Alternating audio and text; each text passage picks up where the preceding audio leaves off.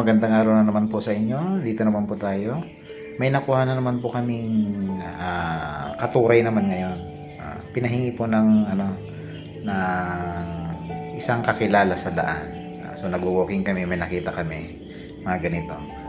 So pinahingi niya, sabi niya kumuha kami. So kumuha naman kami. Hugasan natin Kailangan ilubog natin dahil may mga langgam.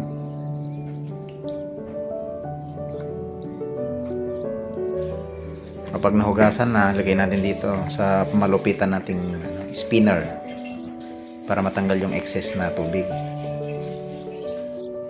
So mag-slice tayo ng kamatis dahil ang lulutuin natin ngayon ay ginisang katuray.